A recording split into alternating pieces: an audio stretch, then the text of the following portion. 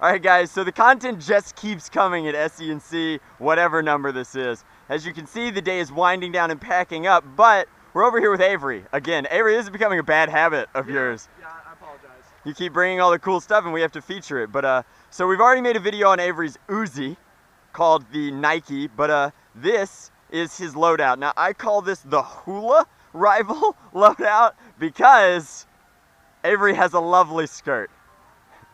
Totaling out at 184 rounds of semi-auto goodness, Avery is a rival pioneer of sorts. Like, instead of just making a Hurricane like all the cool kids, he would rather carry an immense amount of magazines on a belt. Now, so we'll break it down and it's much easier. So Avery's a big believer in the Gorilla Tactical guys, which means that he has a thigh rig for his custom Uzi. Now the cool thing about the Gorilla Tactical guys, who I will also link in the description box, is that they'll make custom gear for anybody, for any reason, for anything. So when Avery was like, I made a monster, half Zeus, half Apollo Uzi thing, they were like, cool, how many magazine holders do you want on the side? And Avery said 2, and now it exists. So, pretty much. In addition to that, he's got an ultra cool Boy Scout belt. Oh, yeah. That belt has all of his 3D printed attachments, which let him just friction drop in these. These are, of course, Zeus 12 rounders. Each one holds 2. I think there are 7 total. Yep, so 14 magazines. 14 magazines total, plus the one in there, for a total of 184 rounds. His are less complicated than the narrow base ones, and frankly seem to be functioning just as well. I still haven't brought my belt out to compete.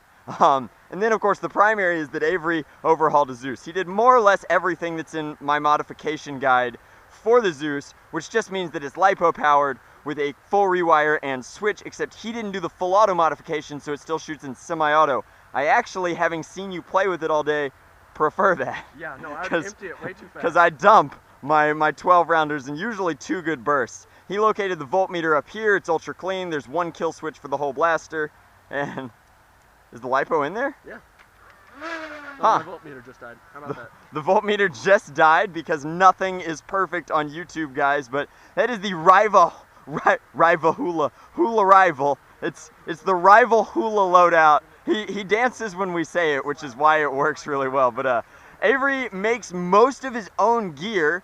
In fact, almost all of the stuff that's 3D printed is made by Avery. I didn't really focus on it, but this obviously has the 3D printed stop for the magazine. Avery, being correct-handed, puts it on this side, and then he's got the extended release down here, which means that it's very easy for him to reload with relative skill and ease until he gets all the way onto the back and he starts chicken winging, trying to find them. But it's a very cool loadout. It's super effective, and Avery has just begun his foray into the YouTube verse, the Twittergrams, the Insta tweets. Not that far in. Not that far. Don't go that far. It's dangerous out there. But I will be linking to Avery's not only eBay store where he sells all of his bespoken gear, but also to his YouTube channel where you can show him a little bit of love. He does cool stuff with terrible aesthetics, and we love him dearly for it. Thanks for coming out to the SCNC, Avery. Thanks for... Oh, ruined! Defeated! He spent so long packing him up. Chicken's a jerk. Thanks for watching, guys. Much love. Nerf on, Drac out. We just beat the voltmeter into submission, and now it's working again. But Avery wanted to make sure that his poor soldering was at least functional, and so we're showing that off now. Video actually over now. Go.